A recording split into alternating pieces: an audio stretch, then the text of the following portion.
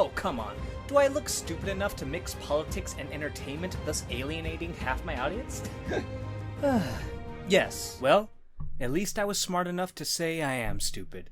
Hello one and all, Jasper here, and welcome to roughly the third draft of this script. I started casually writing this when the trailer for House of the Dragon came out, but I kinda kept putting it off because, naturally, I don't want to alienate my audience, no matter how small it may be. But then I realized controversy attracts viewers, like shit attracts flies. So why not make a big pile of shit of a video? Though, I have to say that I do have an optimistic thought that so long as I present my arguments and reasoning in a respectable manner, that those of you who watch and disagree with me will surely be respectful in return. Right? Pitchforks! Can't be an angry mob without pitchforks! Meh, I'll still do it. Also, consider this a part 1.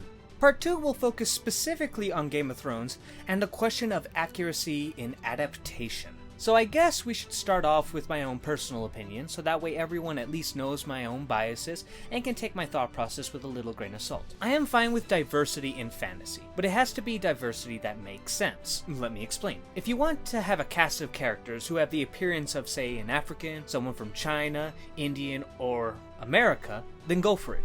Just don't make them all from the same small village. Because here's the fact of the matter.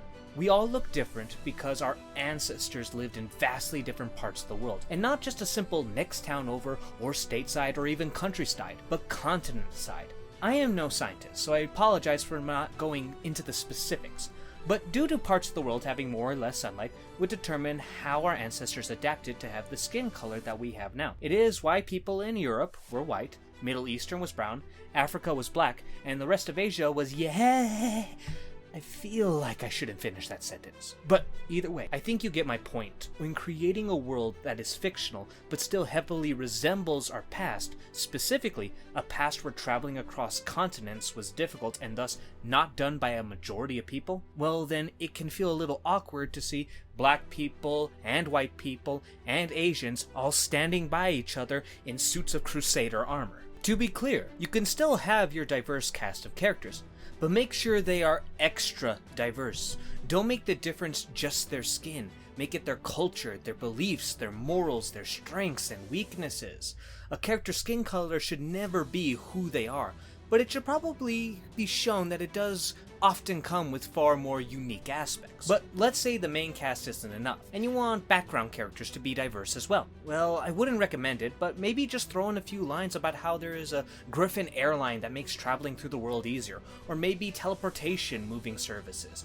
Maybe there used to be more human kingdoms, but war with other races like elves and dwarves across the world drove all of humanity into one kingdom. These are lazy examples, but I think you get my point. Justify the diversity in the world, and who knows, you might come up with a special quirk to draw everyone into your story. Let's move on to the next bit of diversity. This is going to be a lot quicker and easier, as we're going to be talking about the LGBTQ community. Yeah, just have them. I got no issues with having LGBTQ characters, as unlike race, it's not based on our ancestors' locations, natural environment, or anything like that. Some of us are born with dicks and like dicks, some of us are born with vaginas and wish it was a dick, and so on and so forth. Nothing wrong with that. Though I would just say it can feel a bit off if there is quite a lot of representation. After all, roughly 5% of the US population identifies as a member of the LGBTQ community. So, if you got a cast of, let's say, 5 main characters and 20 side characters, and 10 of them are queer, trans, bi, or any other section of the rainbow, well, that just feels a bit off. Unless, of course, you have a unique setting that may justify the higher representations, like, say, creating a fictional race where everyone can change their gender, such as the Argonians in the Elder Scrolls series, or setting the topic of the story at a furry convention. However, make sure that the extra diversity doesn't bring up conflictions to your world. Small spoilers for The Dragon Prince. If you haven't watched it, I recommend it. It's an entertaining show.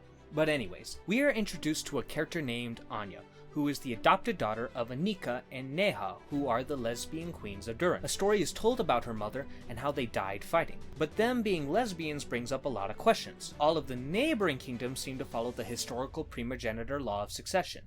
Is Durin an exception? If so, then why was an 8-year-old girl put on the throne? We later learn in a different kingdom that when there is no blood relative to take the throne, then they randomly pick an orphan, which I won't go into detail how terrible of an idea that is. So I thought that Anya was lucky her parents kicked the bucket, or else she might not have been queen, because she wouldn't have been an orphan.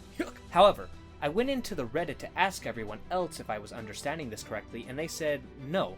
The orphan succession is exclusively to that other kingdom. And not just that, there are all sorts of theories that I had no idea existed. Apparently Anya may not be adopted, but is the creation of magic, the offspring of a concubine or a former husband to one of the queens.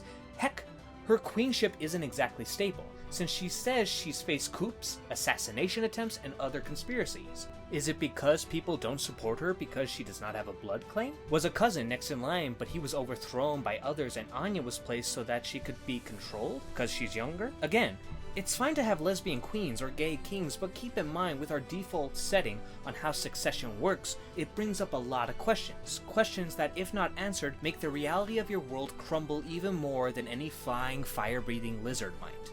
Finally, moving on to the last topic of representation, let's talk about women. Specifically women in more combat roles. This goes into a little bit of the race category, and this will probably get me in the most trouble, but there are biological differences between men and women. Differences that make men far more capable in combat roles than women.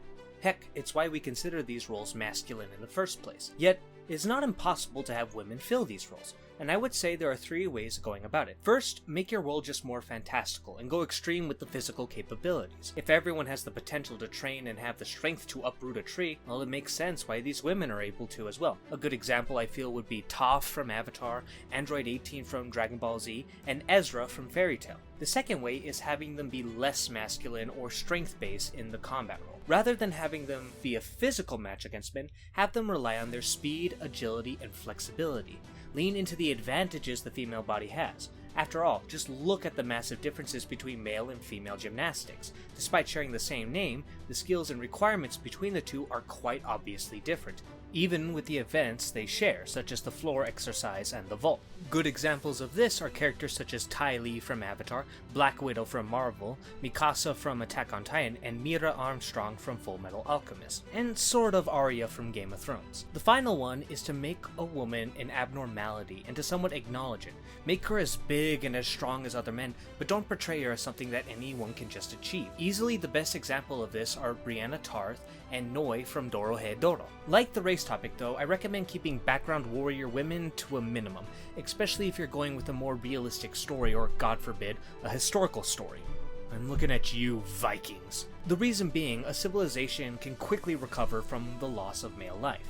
However, if there is a vast amount of female life loss, well, that can be far more devastating. So it would not make sense that society would grow if every time they fought a war, their female casualties were higher than others. Unless of course your fictional society is inspired by the Amazons, can change their gender like Argonians from the Elder Scrolls, or are incredibly militaristic such as the Orcs. Anyway, I think that about does it. See you all next time where we will talk about the rather controversial topic of the casting of Corys Velaryon, as well as a few other characters in Game of Thrones. And how faithful should an adaptation be? Have a good day, and be safe.